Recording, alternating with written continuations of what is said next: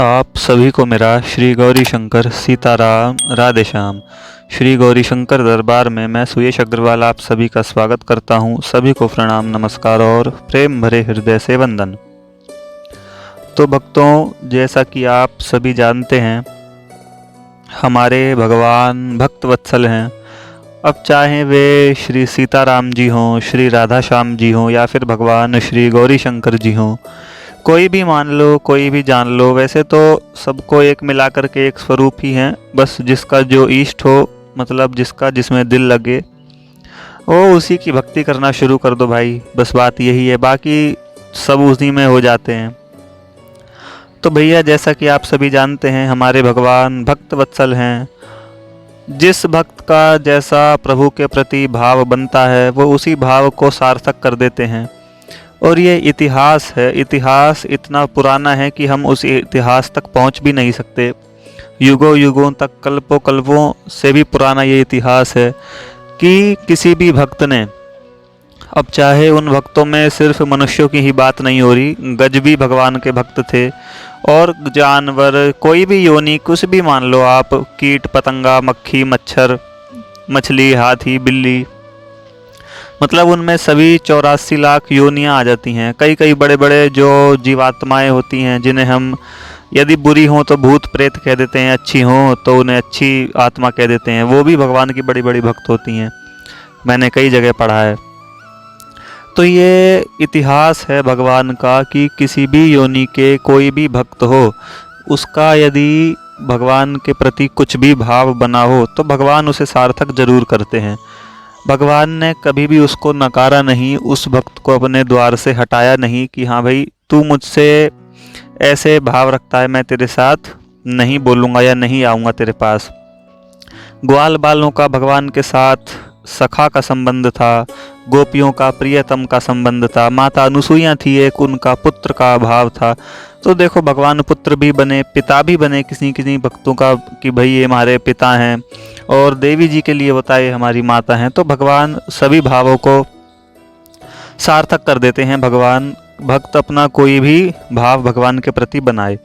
तो आज हम आपको एक ऐसे ही भक्त के बारे में जानकारी देंगे, यानी कि जानकारी क्या, एक कथा ही आती है भक्तमाल में, उसी को मैं आपको बताऊंगा। सबसे पहले मैं बता देता हूँ, भक्तराज का नाम है गोविंद, यानी कि इन भक्त का ही नाम गोविंद है।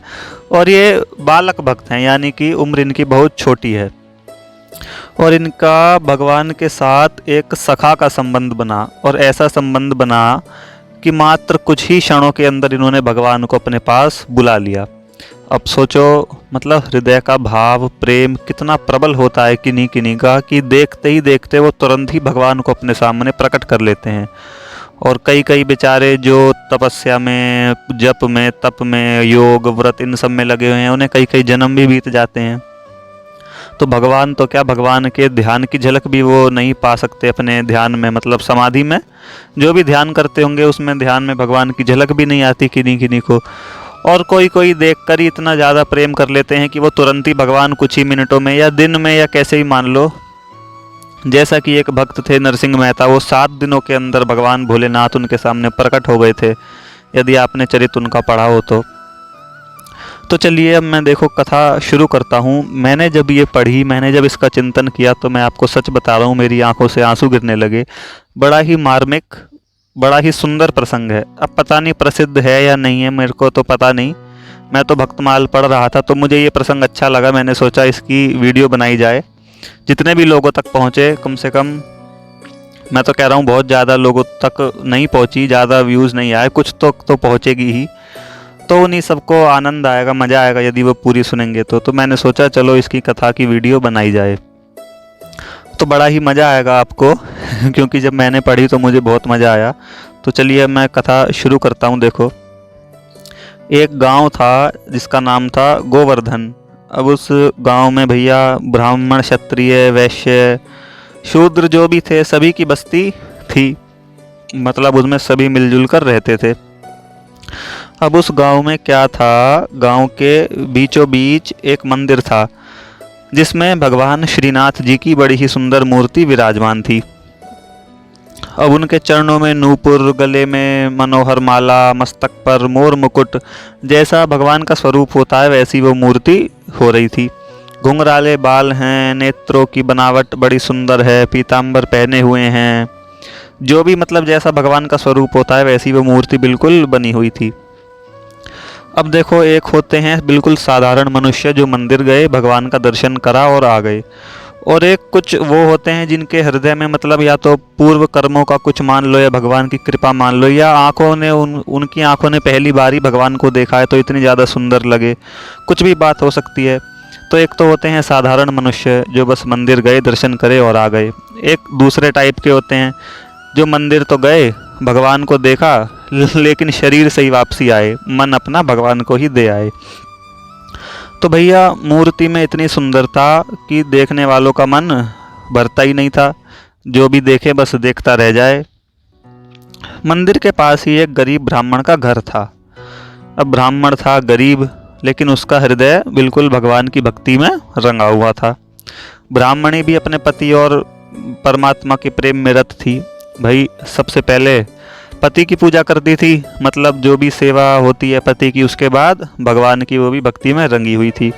मतलब दोनों पति पत्नी आपस में अपना भगवान की भक्ति करते थे। उनका स्वभाव बड़ा ही सरल और मिलनसार था। कभी किसी ने मतलब ऐसा नहीं कहा कि हाँ भाई इनके मुख से हमने कोई कटु शब्द सुना है, मतलब किसी का भी अपमान नहीं करते थे। तो भैया जैसा कि आपको पता होगा, माता पिता के अनुसार ही उनके संतान का भी स्वभाव हुआ करता है। तो ब्राह्मण दंपत्ति का एक पुत्र हुआ जिसका नाम पड़ा गोविंद। जैसा कि मैंने आपको बताया, भक्त बालक की कथा है ये, उसका नाम है गोविंद, तो वो यही भक्त बालक हैं। तो भैया उन ब्राह्मण और ब्राह्मणी का पुत्र हुआ जिसका नाम पड़ा गोविंद। अब वो भी अपने माता पिता की ही तरह बड़े सुंदर स्वभाव का बालक था। उसकी उम्र 10 वर्ष हुई। अब गोविंद के शरीर की बनावट इतनी सुंदर थी कि बस जो भी उसे देखे वो देखता रह जाए। अब भाई सुंदर सा किशोर सा बालक कोई 10 वर्ष का गोरा चिट्टा सा हो तो वो कितना सुंदर लगता है, आप खुद ही सोचो। तो अपना वही बड़ा सुंदर सा बालक, तो वो गोविंद जो है गांव के बाहर अपने दोस्तों के साथ खेलने जाता था। उसके 2 दोस्त मुख्य थे जिनका नाम था सदानंद और रामदास। खैर ये वाले बात ज़्यादा इस कथा में महत्व नहीं रखती कि उसके दोस्तों का क्या नाम था, लेकिन फिर भी मैं बता रहा हूँ जो मुझे कथा प्राप्त हुई उसी के अनुसार। अपने 2 दोस्तों के साथ वो खेला करता था जिनका नाम था सदानंद और रामदास। तो एक दिन क्या हुआ भाई, शाम को वो खेलने जाए तो खेलते खेलते थोड़ी ज़्यादा संध्या हो गई, मतलब ज़्यादा ही शाम हो गई थोड़ी। अब गोविंद घर लौट रहा था। अब रास्ते में, क्योंकि मैंने बताया आपको ब्राह्मण का घर जो था तो मंदिर के पास ही था, अब खेलते खेलते वो थोड़ा दिन के बाद जैसे समय नहीं होता, 4 बजे के आसपास का मान लो, वो खेलने गया था और लौटते लौटते शाम हो गई। शाम हुई तो मंदिर में संध्या आरती का समय हो गया। तो वह घर लौट रहा था, उसने मंदिर में आरती की आवाज़ सुनी। शंख, घंटा, घड़ियाल, झांझ, मंजीरे, ये सब बज बज कर भगवान की मतलब श्रीनाथ जी की आरती हो रही थी। अब भाई उसे क्या पता कि ये कौन है, मंदिर है, इसमें भगवान होते हैं, ये आरती हो रही है। उसने सोचा ये कुछ यहाँ पे तमाशा चल रहा है, तो वो उसकी भी देखने की इच्छा हुई। और वो घर जाने की बजाय मतलब उसने सोचा चलो जब ये सब ख़त्म हो जाएगा बाजे गाजे तो मैं तब अपने घर पे चला जाऊंगा। उसने मंदिर की तरफ रुख कर लिया, यानी उसी क्षण में दौड़कर नाथ जी की आरती देखने के लिए मंदिर में चला गया। अब भैया उसने जो देखा, आरती तो आरती हो ही रही थी वो तो अलग बात है, लेकिन उसने देखा कि सभी ये जोत बत्ती सी लगा लगा कर एक इस बालक की आरती उतार रहे हैं, यानी कि इसके आगे कर रहे हैं। अब उसने जो देखा तो भगवान श्रीनाथ जी के दर्शन करके बालक का मन उन्हीं में रम गया। अब भाई वो ये समझ ही नहीं सका कि ये कोई पाषाण की मूर्ति है, कि हाँ ये लोगों द्वारा बनाई गई है और ये पत्थर की एक मूर्ति है। अब देखो, कभी मैंने बोला लोगों द्वारा बनाई गई है, कभी आप सोचो कई भगवान के स्वरूप स्वयंभू भी होते हैं, यानी कि खुद ही प्रकट हुआ होता है उनका, जैसे कि वृंदावन बिहारी जी, उज्जैन में भगवान महाकाल जी हैं ऐसे। लेकिन ज़्यादातर तो यही होते हैं, जब नॉर्मली मंदिरों में दर्शन करें तो वो स्वयंभू थोड़ी होते हैं, उनकी तो प्राण प्रतिष्ठा करी गई होती है और वो कारीगरों के द्वारा ही बनाए गए होते हैं। तो भाई वहाँ पर भी वो श्रीनाथ जी की मूर्ति किसी के द्वारा बनाई गई होगी। तो वो ये उसको पता ही नहीं चला कि हाँ यार ये तो पत्थर की मूर्ति है। उसने बिल्कुल ऐसे प्रत्यक्ष देखा कि एक जीता जागता मनोहर बालक खड़ा हुआ हंस रहा है। अब गोविंद उन श्रीनाथ जी की मधुर मुस्कान पर मोहित हो गया भैया वो तो। अब उसने सोचा कि यार मेरे दो दोस्त तो हैं ही, अब यदि यह दोस्त मेरा बन जाए, यदि यह बालक भी मेरा मित्र बन जाए और मेरे साथ खेले तो बड़ा आनंद हो। अब इतने में ही आरती समाप्त हो गई। भैया आरती चल रही थी, वो भी कब तक चलती है, जब पुजारियों ने आरती करी और अपना आरती खत्म हो गई। लोग आरती के बाद अपने अपने घर चले गए, लेकिन वो बच्चा वहीं बैठा रहा, यानी कि कौन, गोविंद। अब आरती खत्म हो गई, संध्या का समय गुजरा, रात होने लगी। तो 8 साढ़े 8 बज गए होंगे या जो भी जब भी हुआ हो। तो मंदिर बंद होने का भी समय हो गया। अब मंदिर बंद होने का समय भी पूरा हो गया, तो पुजारियों ने क्या करा, वो भी मंदिर बंद करके वो भी चले गए। सारे लोग भी चले गए, वो पुजारी भी चले गए और मंदिर बंद हो गया। अब बंद हो गया तो भैया पुजारी उसे अंदर कैसे रखते हैं। पुजारियों ने कहा कि बेटा तुम अब अपने घर जाओ। बोला नहीं, मैं तो इसे अपना दोस्त बना करके ही जाऊंगा। पुजारी बोले किसे? तो गोविंद बोला ये जो खड़ा है मेरा भाई, यही तो है, इसे इससे बोलो कुछ, ये मुझसे बोले चाले कुछ करे, मैं इसको अपना दोस्त बनाऊंगा। पुजारियों ने सोचा कि भाई बच्चे का भाव है, चलो जो भी हो। अब देखो जैसा जिसका भाव होता है भगवान उसी को मिलते हैं। पुजारियों को तो ये पता था ना कि ये पत्थर की मूर्ति है, ये क्या बोले चालेगी। पुजारियों ने कहा बेटा तुम इस गेट के बाहर खड़े हो जाओ, हमें मंदिर अब बंद करना है, तो हम तो अपने घर जा रहे हैं, तुम भी अपने घर चले जाओ। गोविंद ने कहा नहीं, अब तो मैं इसे अपना दोस्त बनाऊंगा। तो भैया पुजारी भी मंदिर बंद करके अपने घर चले गए। अब एक गोविंद रह गया जो मंदिर के बाहर ही अंधेरे में खड़ा होके श्रीनाथ जी की अब बाट देखता रहे। भैया वो तो इंतजार कि अब आएंगे अब आएंगे। तो गोविंद ने जब चारों ओर देखकर यह जान लिया कि हाँ कहीं भी कोई भी नहीं है। भाई गांव था तो गांव की हालत आप जानते ही हो रात में, और बल्कि जल्दी ही रात में। शहरों में तो खैर ज़्यादा 12-1 बजे तक भी लाइटें वाइटें जलती रहती हैं, लेकिन गांव में तो पूरा सन्नाटा हो ही जाता है। अब सन्नाटा हो जाता है तो भैया मंदिर के गेट पर वो अकेला और अंदर खुद भगवान। उसने आसपास देखा कि भाई यहाँ तो अब कोई नहीं बचा। धीरे धीरे करके सब छोड़ के चले गए। आरती में सब लोग थे वो भी सब चले गए। अब तो जो अंदर पुजारी बैठे थे वो भी चले गए। उसने गेट के छेद से, मतलब जो वो जरा सी झिरी सी नहीं होती किवाड़ों में, आप समझ गए होंगे, वो दिख रही होती है, उसमें से अंदर की ओर झांक कर अकेले खड़े हुए भगवान श्रीनाथ जी को अपने हृदय की बड़ी गहरी आवाज से बिल्कुल गदगद कंठ होकर के प्रेम पूर्वक पुकार कर कहा, नाथ जी मेरे भैया, क्या तुम मेरे साथ नहीं खेलोगे? मेरा मन तुम्हारे साथ खेलने के लिए बहुत छटपटा रहा है। आओ देखो भाई, चलो हम दोनों मैदान में मिल करके गिल्ली डंडा खेलते हैं या जो भी वो बालक खेलता होगा वही उसने खेलने के लिए भगवान से भी कहा। उसने कहा मैं सच कहता हूँ भाई, जैसे मैं उन दोनों से अपने मित्रों से लड़ाई करता हूँ वैसे ही तुम्हारे साथ झगड़ा या मारपीट नहीं करूँगा। अब भैया सरल हृदय बालक के अंतःकरण में जो भाव थे उनमें वो मतलब उन्मत्त हो गया, बिल्कुल मस्त हो गया। अब परमात्मा के मधुर और अनंत प्रेम की अमृतमयी वायु से गोविंद प्रेम मगन होकर के मंदिर के अंदर खड़े हुए उन भगवान श्री गोविंद जी को रो रो कर पुकारने लगा। गोविंद गोविंद को पुकार रहा है। अब बालक के जो वो मतलब आंसुओं से लगे हुए शब्द थे, मतलब आंसू भी आ रहे थे, वो बेचारा रो के कह रहा था भैया आ जाओ मेरे साथ खेलो। उन्होंने बड़ा काम किया। भक्त के प्रेमावेश ने भगवान को खींच लिया। गोविंद ने सुना, मानो अंदर से आवाज आती है, भाई चलो आता हूँ हम दोनों खेलेंगे। तो बोलिए श्री भक्त और भगवान की जय, श्री भक्त वत्सल भगवान की जय। अब देखो मैं आपको बताना चाहता हूँ, अब इस बालक के चाहे पूर्वकृत कुछ सुकर्म मान लो या पहले के भक्ति का अंकुर कुछ और मान लो, लेकिन भाई अब हमें देखने में तो ऐसा ही लग रहा है ना कि इसने कुछ ही क्षणों में भगवान को प्राप्त कर लिया, और ये बिल्कुल सच्ची बात है। तो भगवान के भावों में जो 16 प्रकार के मुख्य भाव होते हैं मैं आपको बताऊं, और उनमें सबसे ऊपर जिसका नाम होता है उसका नाम है शिशु भाव, यानी कि बालक बनकर के भाव। क्योंकि जो बच्चा होता है जब पैदा होता है, आप उसको देखना, उसके अंदर छल कपट कुछ भी इस प्रकार का विकार नहीं होता। फिर जब वो बड़ा होता है तो भाई माया घेर लेती है, माया होने से, दुनिया में होने से उसके अंदर सारे विकार घुसते चले जाते हैं।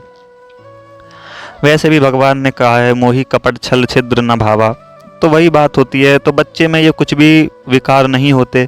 तो इसी प्रकार शिशु भाव सबसे ऊपर है, तो जो बिल्कुल बच्चे की तरह साधारण होकर के भगवान को पुकारता है तो वो तुरंत चले आते हैं। अब देखो ये शाम को आरती में आया, रात में भगवान को प्राप्त कर लिया इसने। अब आप सोचो कितने बड़े बड़े योगी जन तपस्वी जन लगे पड़े हैं भाई साहब, कल्पों कल्पों से, युगों युगों से।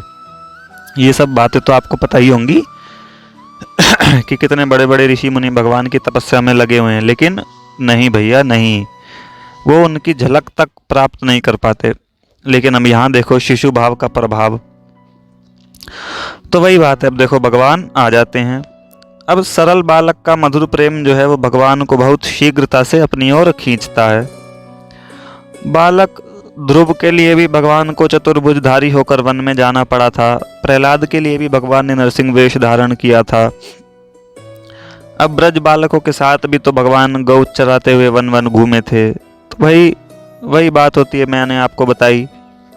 धन्ना जाट जी थे एक भक्त, वो भी बालक ही थे, वो भी गाय धूते फिरे थे भगवान इनके साथ भी वो बेचारे खेत में काम करते थे क्योंकि जाट थे, खेती करते थे, बालक ही थे वो भी। तो उन्होंने भी भगवान को सखाई बनाया था। भगवान भी उनके साथ ही वो बैल चरा रहे थे खेतों में। तो देखो यही बात होती है, मेरे को तो हंसी सी आ रही है। कितना मतलब भगवान से परे कुछ है क्या बताओ। जो माया है वो भी भगवान से डरती है। और यहाँ देखो भगवान अपने भक्तों के वश में होकर के क्या क्या कर रहे हैं। तो वही बात है, सार इतनी बात का यही निकल करके आता है कि भगवान को जब भी पुकारो बिल्कुल अपने शुद्ध हृदय से, जैसा हृदय है वैसा होकर के पुकारो। अब भैया श्रीनाथ जी हंसते हुए गोविंद के पास आकर के खड़े हो गए। गोविंद ने बड़े प्रेम से उनका हाथ पकड़ लिया। अब देखो वो भी बिल्कुल साधारण है, बालक भी बिल्कुल उसे नॉर्मल लग रहा है सब कुछ। उसे ये नहीं पता कि ये जो मेरे साथ है ये तीनों लोकों का मालिक है, ये अखिल त्रिभुवन नाथ है, इससे परे कुछ भी नहीं है। क्योंकि उसे क्यों पता है, वो ज्ञान इतना रखता ही नहीं भाई। उसने तो अपने दोस्त के रूप में माना है भगवान को, दोस्त के रूप में उसने बुलाया, तो भगवान दोस्त बन करके आए हैं। अब देखो क्या क्या होता है, देखो कितना मजा आएगा आपको। अब भैया अब गोविंद के आनंद का तो ठिकाना नहीं है। वो तो श्रीनाथ जी के मुख को देखकर ही मतवाला हुआ जा रहा है। उनका हाथ पकड़े, कभी उनका पैर टच करे, कभी कुछ करे, कभी कुछ करे। मतलब भगवान इतने सुकोमल अंग के, तो उनका स्पर्श करने से ही अत्यंत आनंद की प्राप्ति होती है। कभी उनकी आंखों को देखे, कभी उनके शब्दों को सुने। बात भी ऐसी है भाई, जगत का सारा सौंदर्य जिसकी पूरी सौंदर्य राशि का एक तुच्छ अंश भी नहीं है, उन्हें ऐसे भगवान को प्राप्त करके ऐसा कौन है जो मतवाला ना हो, मुग्ध ना हो। सही बात है। तो भैया अपने नए मित्र को साथ लेकर के गोविंद गांव से बाहर आया। अब क्या होता है, रात में गोविंद नाथ जी को पा करके अपना, क्योंकि मैंने आपको बताया आरती शाम को हो रही थी और वो आरती में ही रुक गया था। उसके बाद रात में भगवान आ गए थे, क्योंकि जब सब चले गए थे मंदिर के पुजारी गेट वेट बंद करके, तो उसने रात में बुलाया था। तो अब रात में ही भगवान आ गए थे, तो वो रात में ही भगवान को लेकर के निकल पड़ा कि चलो हम खेलेंगे। और वो अपना घर बार, माता पिता, भूख प्यास, नींद, उठना बैठना सोना सब कुछ भूल गया। दोनों मित्र बड़े प्रेम से तरह तरह के खेल खेलने लगे और वो रात में ही खेलने लगे भाई साहब, दिन होने का तो इंतजार ही नहीं किया। अब गोविंद ने कहा था, देखो क्या होता है, भगवान की लीला देखो कैसे कैसे काम करते हैं वो। मुझे बड़ा मजा आया, मुझे हंसी भी आई, प्रेम भी आया और आंसू भी आए मेरे तो, जब मैंने इस प्रसंग को पढ़ा। गोविंद ने क्या कहा था कि भाई आ जाओ, आप मेरे दोस्त बन जाओ, मैं आपके साथ कभी झगड़ा या मारपीट नहीं करूँगा। अब लेकिन भगवान क्या है, परम कौतुकी कृपा निकेता। भगवान के लिए क्या कहा जाता है, कोई भगवान को समझे शांत बैठे रहते हैं, गंभीर रहते हैं, भाई ऐसा कुछ नहीं है। दुनिया के चुटकुले कम पड़ जाएंगे जितना एक ही बात में भगवान हंसाते हैं। परम कौतुकी कृपा निकेता, परम कौतुकी क्या कहा जाता है भाई, बड़े शैतान है भगवान, बड़े विनोद करते हैं। तो अब यही बात हुई, अब वो भूल ही गया, उसे क्या पता ये भगवान है क्या है, उसे तो बस ये पता है ना नाथ जी कहता था सब, क्योंकि वहीं गांव में नाथ जी कहते थे। उसे पता चला अच्छा नाथ जी ये बालक है। तो भैया नाथ जी के साथ वो ऐसा खेलने लगा कि जैसे तो ये मेरा खुद का ही बिल्कुल ही मतलब बहुत पुराना बिछड़ा हुआ दोस्त, तो बड़े प्रिय बन गए। तो खेलते खेलते किसी बात को लेकर के दोनों मित्र लड़ पड़े आपस में। अब गोविंद ने क्रोध में आकर के नाथ जी के गाल पर थोड़ा सा एक चांटा सा मार दिया, मतलब ऐसा भी नहीं कि बहुत तेज मारा हो, लेकिन थोड़ा सा जैसे लड़ाई में हो जाता है आपस में बच्चों को। तो और फिर बोला फिर कभी मुझे ऐसे चिढ़ाया तो फिर देख लेना कैसे कैसे मारूंगा मैं। वो नाथ जी को ऐसे बोल देता है। ओ भैया मैंने तो जब ये लाइन पढ़ी तो मेरे आश्चर्य का ठिकाना नहीं रहा। भाई सूर्य चंद्र अग्नि पवन वायु जिसके भय से सब अपने अपने कामों में लगे हुए हैं, देवराज इंद्र भी जिसकी दृष्टि से कांपते हैं, और तो और छोड़ो काल यानी यमराज भी जो भय के स्वामी माने जाते हैं, वो भी इनसे भयभीत होते हैं यानी कि भगवान से। और वो आज अपने नन्हे से भक्त बालक के साथ खेलते हुए पिट रहे हैं उसका थप्पड़ खा रहे हैं बेचारे, और उसके बाद भी कुछ नहीं बोलते। बताओ यार धन्य है। अब नाथ जी क्या करते हैं, खेल जैसे लीला चली रही है, नाथ जी रोने लगे। बोले भाई गोविंद तुमने कहा था मैं तो मारूंगा नहीं, फिर तुमने मुझे क्यों मारा। तो नाथ जी की इस बात को सुन करके उनको और रोते देख करके गोविंद भी थोड़ा सा उदास सा हो गया। उसे याद आई कि हाँ भाई मैंने तो मारने को मना किया था, मैंने पीट दिया पकड़ के। वो दौड़कर नाथ जी के आंसू पूछता है और अपने गले से लगा लेता है, और फिर कहता है भाई रो मत, तू मुझे बहुत ही प्यारा लगता है, तेरी आंखों में मैं आंसू देख नहीं सकता। तो दोनों फिर खेलने लग जाते हैं। रात ज़्यादा हो गई खेलते खेलते। तो भगवान ने यह सोचकर कि इसके माता पिता बड़े चिंतित होंगे, भगवान ने अपनी ही माया से गोविंद के हृदय में घर जाने की प्रेरणा डाल दी। भाई भगवान को ही डालनी पड़ेगी, क्योंकि जो खुद भगवान के साथ खेल रहा है, भला उसे घर जाने की क्या चिंता। गोविंद कहता है नाथ जी अब बड़ी देर हो गई है, मैं अपने घर जा रहा हूँ, आप भी अपने घर में चले जाइए, फिर अब कल खेलेंगे। नाथ जी ने कहा ठीक है भाई कल मिलते हैं। गोविंद घर चला गया और अनाथों के नाथ भगवान श्रीनाथ जी अपने मंदिर में चले गए। अब भैया रोज की रोज इसी प्रकार खेल होने लगा। ये तो दिन में भी ले रात में भी ले, जब देखो जब। और वो अपने पुराने दोनों मित्रों को भूल गया अब गई, क्योंकि उसे नया मित्र मिल गया। और मित्र भी तो देखो मिला कौन है, सारे संसार का एकमात्र स्वामी। अब गोविंद भी पीछे पीछे दौड़े और नाथ जी भी उसके पीछे पीछे दौड़े, आपस में अपना खेल कूद उनका चलता रहे, कभी गिल्ली डंडा, कभी बैट बॉल, कभी पकड़म पकड़ाई, कभी छुपन छुपाई, जो भी होते होंगे भैया आपस में अपना दोनों खेलने लगे। तो एक दिन क्या हुआ, भगवान ने फिर एक और लीला करी। नाथ जी जो हैं खेलते खेलते उसको थोड़ा सा पीछे से मारकर भाग पड़े, और गोविंद भी पीछे पीछे दौड़ा। अब नाथ जी ने क्या करा, भागते भागते मंदिर में अपने घुस गए। मंदिर का दरवाजा बंद था तो गोविंद अंदर नहीं जा सका। अब भाई भगवान तो अंदर घुस ही जाएंगे और वो नहीं जा सका।